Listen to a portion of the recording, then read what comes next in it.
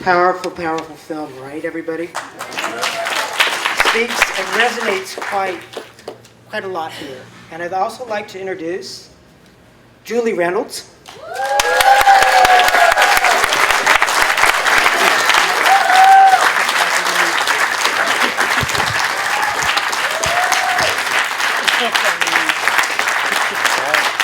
And Pulitzer Prize-winning journalist, Thomas Peele. My former colleague.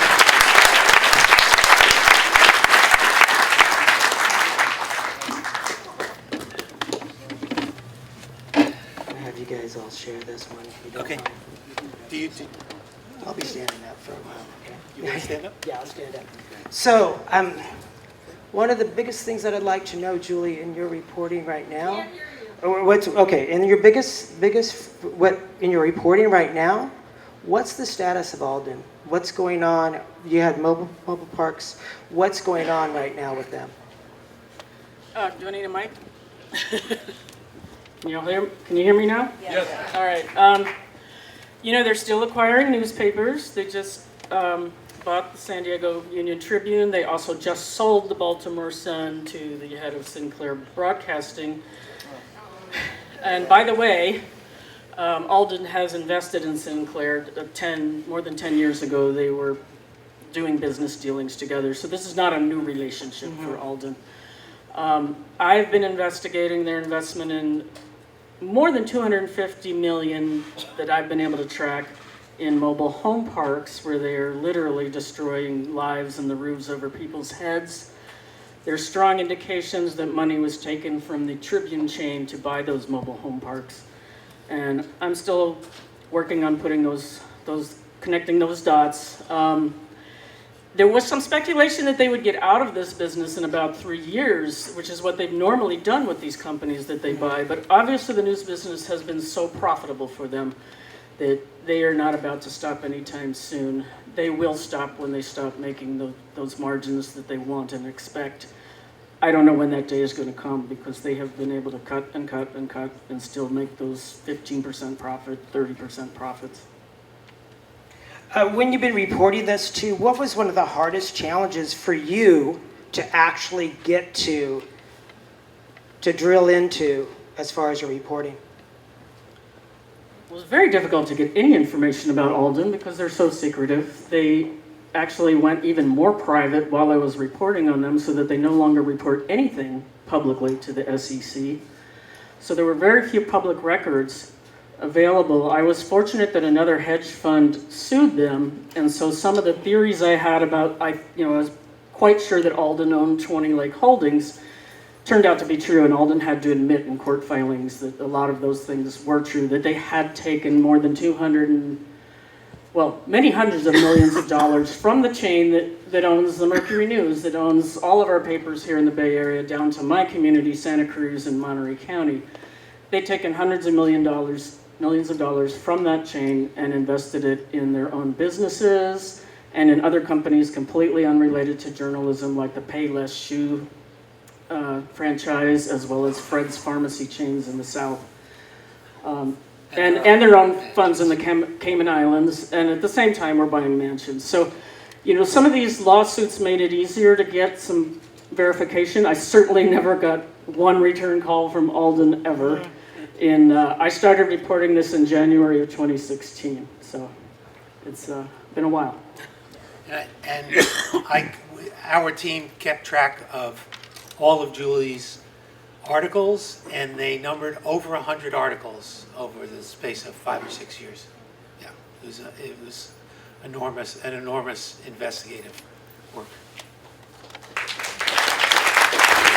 Well, one of the things that's going on too is, like you talk about, it's addressed in there about news deserts right now. And there's a lot of news deserts that are happening. We are fortunate here in the Bay Area for a little bit because we do have like Local News Matters. We have a lot of things like we have from Berkeley side. We have a lot of things at Oakland side that we do have that ability. But let's talk about places. And Tom, you might even want to drill this that we need to have somebody who's a watchdog journalist on the ground looking at public entities that are misusing funds, right?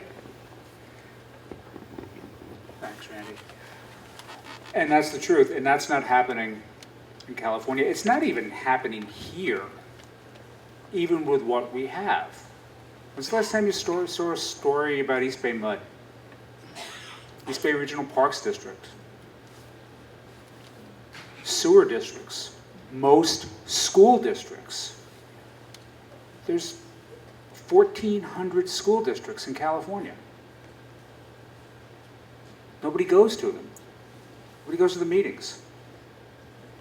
Call somebody on a school board somewhere in California that doesn't have any media coverage and they don't know how to talk to a reporter. I do it.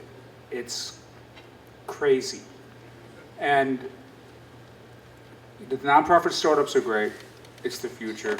Rick and I disagree on public funding for them. The cautionary tale of them, though, is it's not time yet, I think, for them to try to be all things to all people. Concentrate the limited firepower they have on what the job is and should be, which is watchdog journalism first. But you go into any city in California, how many of them have a paper that's left? Go up north. There's nothing along the coast anymore.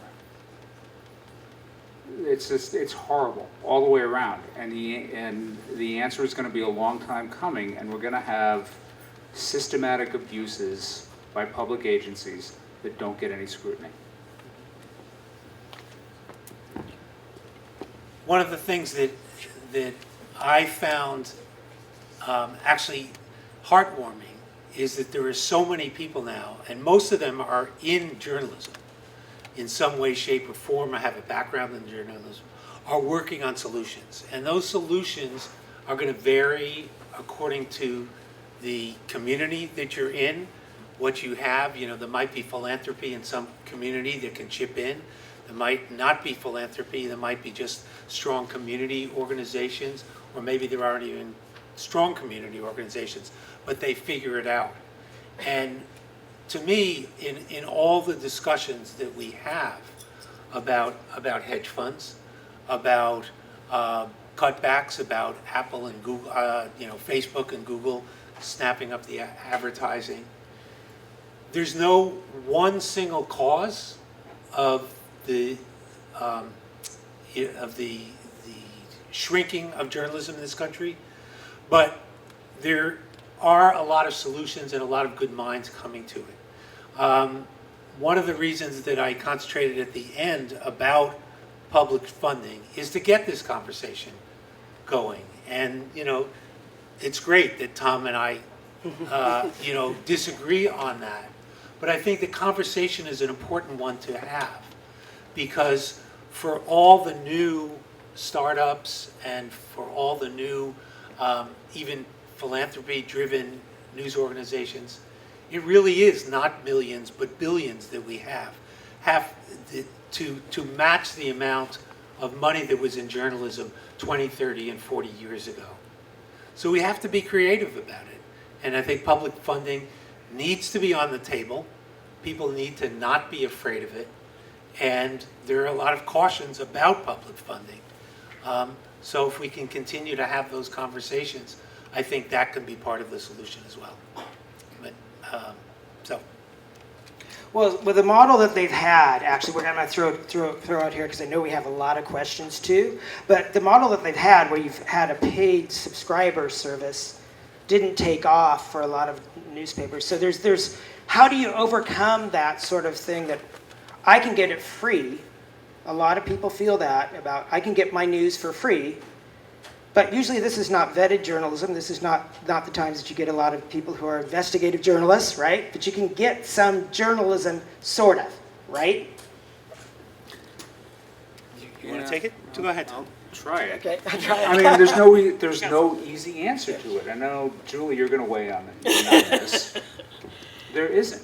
And the thing that scares me about public funding, and this is something you mentioned when you were on KQED this morning, that there's some effort to get federal money to the counties, and the counties across the country would decide where it goes. And to me, that is a recipe for disaster. You're never going to take the politics out of it. You're going to never take the potential perception of state-run or state-funded media out of it. There is a reverse constitutional argument. Congress shall make no law impinging what we can report. When Congress starts paying for it, that collapses. We already know that the First Amendment is under a lot of pressure and fire right now with the 6 conservatives on the Supreme Court, with the potential of a second Trump presidency. They're coming for Pentagon Papers case. They're coming for Times versus Sullivan on slander. Trump has talked about that for a long time. And do a head count of the 6 conservatives and ask yourself if they have 5 votes on that. Journalism needs to stay as independent and as far away from government financing as possible. Julie, you're going to articulate your point much better than mine, I know. Well, I'm the diplomat here, so I think they're both true. And seriously, no, the news ecosystem could have both. I'm a big fan of the Canadian Broadcasting Corporation. NPR and PBS are free to the viewers, and you can contribute if you can afford it, and then foundations and other entities chip in and cover the difference, and then there's government funding on top of that. So that model could work in a community, and you can also have these vigorous, independent, nonprofit startups. In my town of Santa Cruz, and I've always argued that our nonprofits are not taking the place of the daily paper. Don't make that mistake. In most communities, we are not. My publication, I call it the Sunday Magazine. It's some investigative stuff, some slice of life you might not have known about. We're a bilingual publication. We're serving that community in the Salinas Valley. But we are not replacing the paper of record. We are not going to all the council meetings. We're hardly going to any of them. We're so limited in our resources. But in the town of Santa Cruz, there is a hybrid, subscriber-supported, but a for-profit news company called Lookout Santa Cruz. And it has replaced the daily paper of record. It is doing more robust coverage of everything going on politically, at least in the county of Santa Cruz, in terms of council decisions, in terms of city councils and supervisors. It's in its 3rd year of startup funding, and it's about to become profitable. So I think every community is going to have this mismatch, these experiments, and this is a time in history when we need to experiment. Not just about journalism, but in so many social services that are being completely undermined by private equity, healthcare, and so many other things, housing. So these communities, we can have some government-supported news sources, and we can have the independent news sources, and the independent news sources can show up those government-funded ones and show them what independence can really do. So I think that's all a healthy environment when we can have all of those diversely funded organizations in a community. The places that's really hard to do is like where we are in the Salinas Valley. There's just, and so some government support to get something going there, I'd be okay with that. So I'd like to open it up a little bit to the audience. And before we do, there was, I don't know who's controlling what's on the screen. We had, I just want to say here that we are at the beginning of our impact campaign, and we're going to do this type of thing all across the country. We've already started to book places from Portland, Oregon, to New York, to Scranton, Pennsylvania, and we're expanding this around. So first I want to make a little bit of a pitch. We had one of those QR codes that was supposed to be on the screen, but if you can remember, stripped4partsfilm.com, we can use some donations to get to, we have some money behind us, we need more, and to get this sort of thing around the country. So that's the sole pitch. And now I'd love to see some. I know, I can bring it over here oh, as much as I, well, which let Randy- I've extended this for a little bit. There you go. I have a two-part question. One, is it too late to change the laws to prevent Alden from, or anybody else from doing what Alden did? And if changes in the law would help, who among the legislative community do you have as allies other than Elizabeth Warren, who might carry the water for such bills that would help support, short of public funding? But can we rein in and regulate out of control vulture capitalism?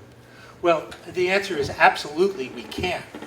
And it's a question of everything else in this country. Do we have the political muscle? Do we have the political will to do that? Do we, one of the reasons I did this film was to get the conversation going about what we need. So yes, there are a lot of members of Congress. You heard a voice at the beginning that's not identified. That was Senator Sherrod Brown. Oh, yeah. And there are many, mostly Democrats in Congress, that are very supportive of all sorts of legislation that might limit hedge fund ownership, private equity ownership of so much of America. And I think that's something that we all need to do. People need to make their voices known. They need to put pressure on their legislators to do that sort of thing. And there's also antitrust legislation that's on the books that people like Steve Waldman, who's in the film with the organization Rebuild Local News, they are, people like his organization are putting pressure on the on the Democratic government to use those antitrust laws to prevent more ownership by hedge funds, more monopolies, more, all that stuff. Well, as a follow-up to that, I wonder if any legislation could survive a 6-member conservative Supreme Court, or, are they already in the tank for venture capital? I think there's no excuse to not do political things, and you just got to push. People have to push both sides. Thank you. Hi, I'm Lance Noble. I'm the CEO of Cityside Journalism Initiative. We publish Oakland Side and Berkeley Side and soon Richmond Side. I just wanted to make 2 points. One, great to see Steve Waldman and so many other fantastic people in your film. If people are interested in these issues, if you go to Steve's organization, Rebuild Local News, there's a fantastic policy menu of things, not as much as, preventing private equity or stopping monopolies, but really practical things that legislatures can do, like tax credits, directing government advertising to local outlets. There are a whole bunch of things. I recommend it. Second, Tom, I'm sympathetic with your view that the thing to concentrate on is accountability journalism. We do plenty of that. What we see, particularly in a lot of our nonprofit peers around the country that concentrate on that, is they do fantastic journalism and it's read by 73 people. And that's really hard to sustain. The approach we've taken, and that a number of others, I'd point to something like Block Club Chicago, let's say, and the Baltimore Banner, in fact. We give people the dessert and the main course as well as the spinach. We do fantastic coverage of, getting the most out of Oakland, covering food, covering culture, covering, a whole range of things. We also do the accountability work, and people need the entry drug to get to the serious accountability journalism, I'd suggest. Great. Thank you. John Diamont. I just want to put in a plug for ad hoc newspapering, which does not make careers and pay salaries, but it does stimulate people who want to learn journalism, and it does give an outlet to practice journalism. We also call this dateline newspapering. Wherever there's a big deal like Tahrir Square in Cairo or Occupy Wall Street, a bunch of people put together a newspaper. It's just in our DNA. It's also called hunter-gatherer newspapering. That was David R. Brower's phrase. He would take a bunch of us to United Nations treaty negotiations or hearings, set up a newspaper, little press run, 5,000, just to spoon feed the world press and to make a handy vehicle for all the 2,000 participants in the negotiations. They could pick up this dependable 16-page tabloid instead of pounds of newspaper. So it's a great thing. Also, the political application is obvious. That's tactical newspapering. So all you need is a cartoonist, an available press, a lot of people to distribute it if you go in print, which is the binding impact of the fourth estate, or you can go digital, and you go into a campaign at whatever level, and you do tactical newspapering for a week, for 2 weeks. Generally 2 weeks, after 2 weeks the adrenaline gives out. But this makes newspapering a live thing, and we need a lot more of it. Thanks very much. Get them to be motivated about this. We hear about all this, and also be able to have a sustainable profession where you can actually live in the Bay Area, or you can live someplace where that's going to be happening. How can we move that needle forward on that particular one? That's a tough one to get that. Anybody want to address that? Well, I'll just address one thing about younger journalists. We've only been on the road for a couple of months. This is maybe our 6th or 7th showing.